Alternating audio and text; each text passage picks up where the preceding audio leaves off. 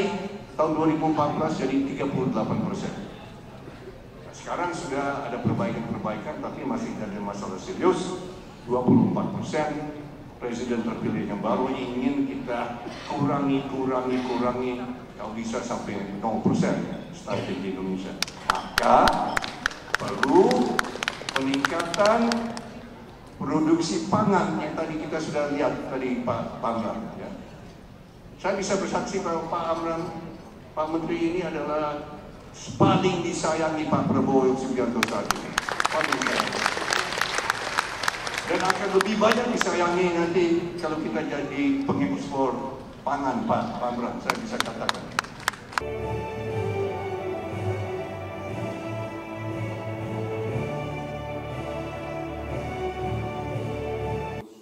PSMTI, Pak Wijanto, kawan saya. Ini ada anekdot Pak ya, ini cerita. Saya sudah diproses 2 kali Pak. Saya pernah ikut serta proses swadaya itu. Saya bersaksi tahun 84, 85. Saya seorang pengusaha sudah lama. Saya kira saya lebih tua dari banyak di sini ya. Mayoritas di sini itu bocah-bocil di sini saya lihat. Termasuk Pak Amran.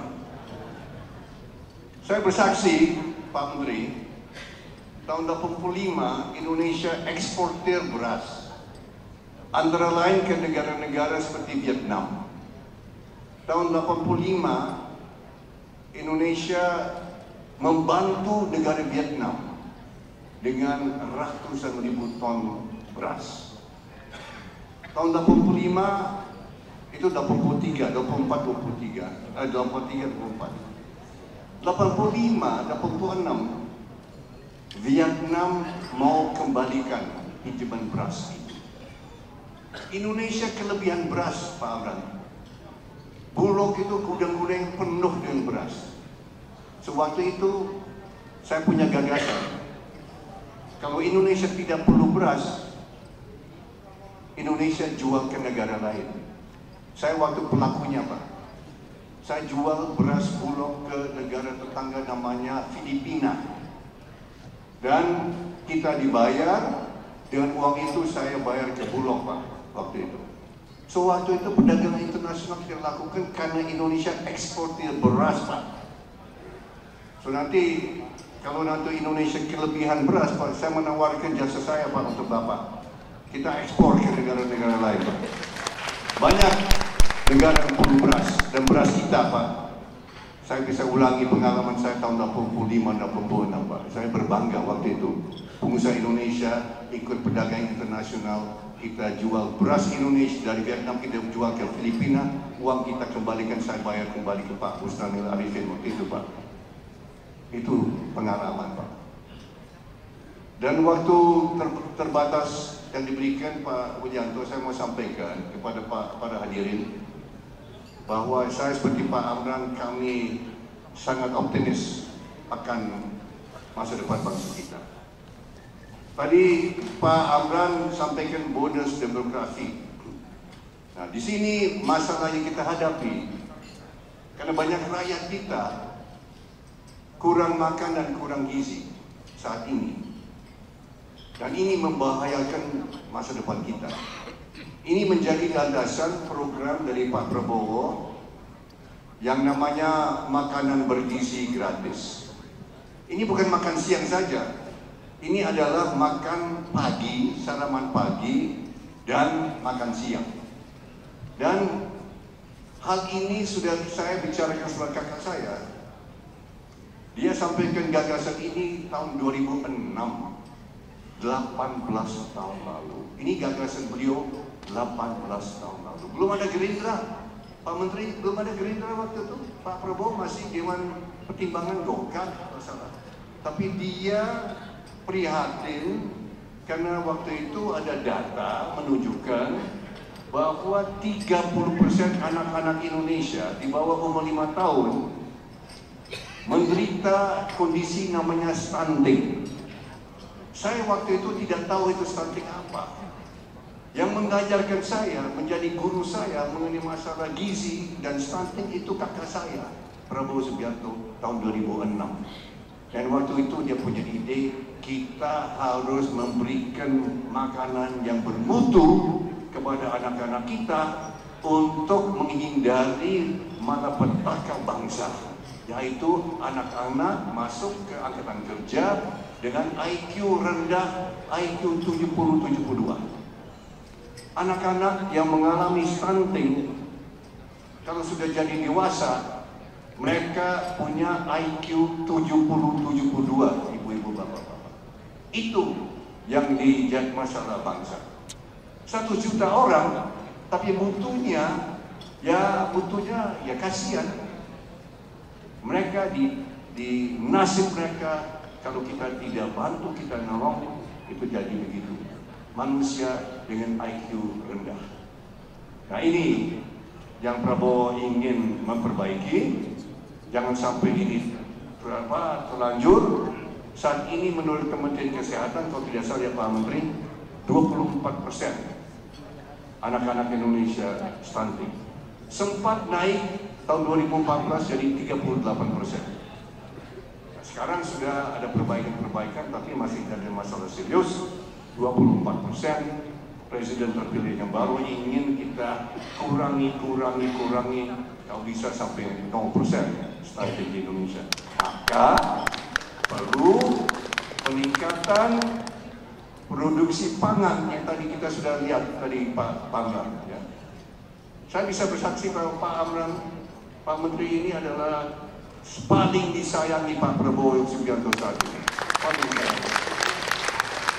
Dan akan lebih banyak disayangi nanti kalau kita jadi pengekspor pangan Pak Amran, saya bisa katakan. Luar biasa. Ini program luar biasa kita dengan teknologi dan lain-lain luar biasa. Nah, ada beberapa secara singkat, secara ringkas saya mau sampaikan karena saya lihat di sini ada banyak 80% ya pengusaha, ada juga anggota DPR, ya. Mungkin tanggal 1 ya akan dilantik bersama anak saya juga akan dilantik, insya Allah tanggal 1. Saya juga diundang, tapi disuruh duduk di luar, Pak. Nggak ada tempat untuk orang tua. Ya, nggak ada tempat orang tua di dalam.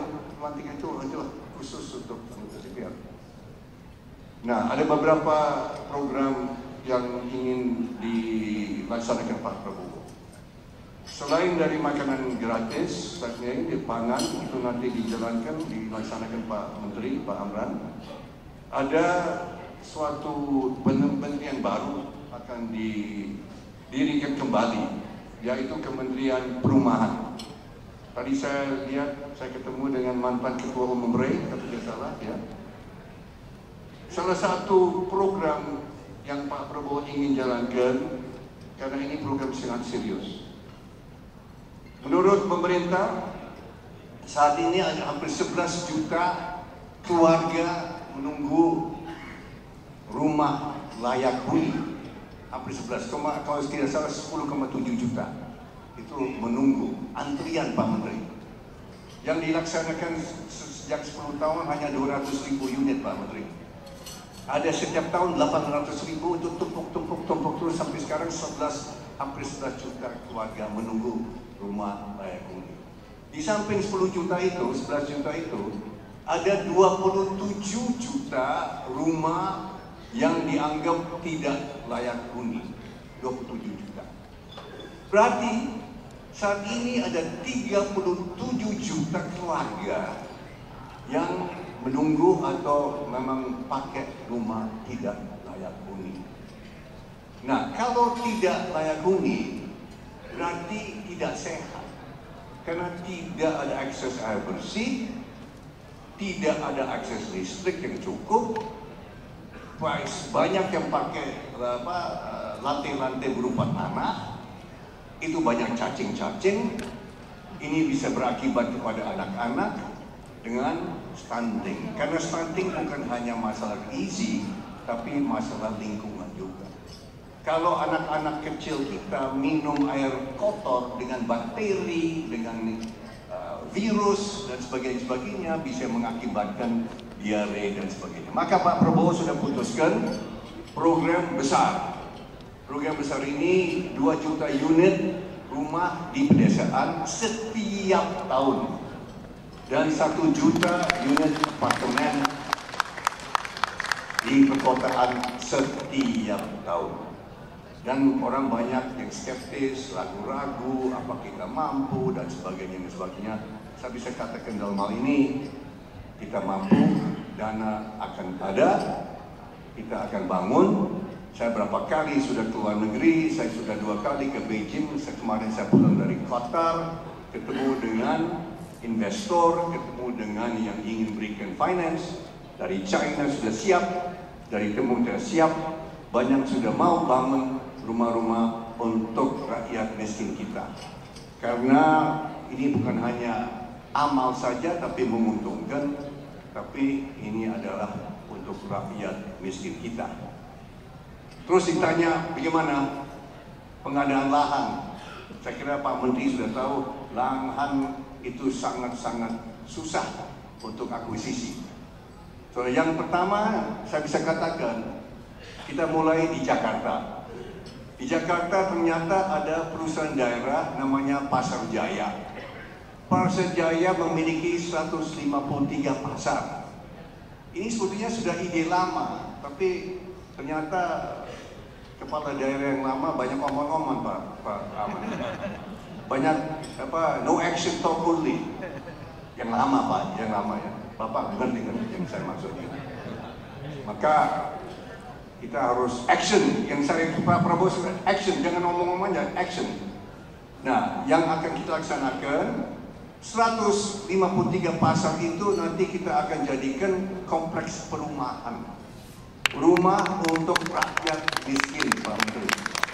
153 pasar, kita akan bangun 153 kompleks pasar-pasar itu di banyak. Nanti pasar-pasar itu nanti untuk pedagang kecil, menengah, dan koperasi itu nanti pakai tetap. Yang akan bangun nanti kontraktor-kontraktor. So kalau ada bapak-bapak di sini yang hadir, yang anggota Gapensi atau anggota apa kontraktor-kontraktor silakan nanti bisa ikut partisipasi membangun gedung-gedung. Kita mau bikin seperti Singapura. Kalau Singapura Pak Willy, Singapura saya ketemu dengan HDB. Saya pernah ketemu dengan HDB Singapura, pemerintah Singapura untuk bahas perumahan ini.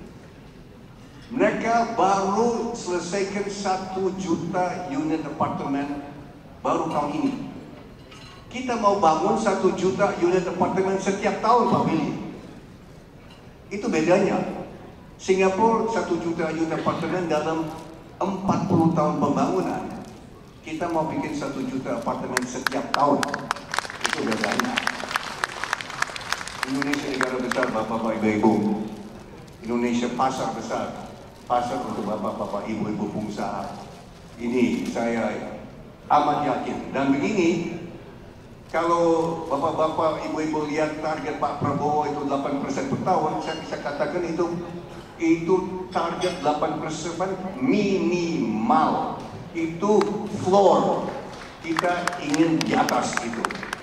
Dan 8% itu menurut tim transisi waktu menghitung itu 8% itu di luar perumahan Pak. Di luar perumahan. Dan kita sudah pelajari pengalaman di China. Betul sekarang sejak 7 tahun di China sektor perumahan real estate mandek ya, betul Pak ya, bapak-bapak mungkin ikut juga ya invest di China ya. Mandek. Maka Indonesia akan jadi tempat untuk perumahan dan real estate. Kenapa? Karena saat ini Pak Menteri, saya baca dan saya lihat sudah pelajari, perumahan saat ini merupakan 14% dari GDP kita Pak. Dengan pengalaman China pernah mencapai 25% Pak. Perumahan itu 25% dari GDP China Pak selama 35 tahun Pak. Dari zaman Deng Xiaoping yang saya kagumi, Pak Teguh, saya paling kagum sama Deng Xiaoping. Prabowo juga kagum sekali sama Deng Xiaoping. Ya. Dan di tahun 82 dia mulai, ya 82-83 mulai di Shenzhen dan di tempat-tempat lain sampai 2017 pemerintah China 25% itu dari perumahan dan konstruksi. Indonesia sekarang 14% Pak Menteri. Nah, dengan perumahan ini, program kita ini, kita ingin mencapai juga 25%. Maka kita sangat optimis kita bisa tambah 1% lagi dari perumahan dan konstruksi. So ini ke kawan-kawan yang ikut dalam perumahan real estate ini saya kira kabar baik. Pemerintah akan betul-betul dengan mendirikan Kementerian Perumahan dengan Menteri Perumahan yang khusus menangani hal ini.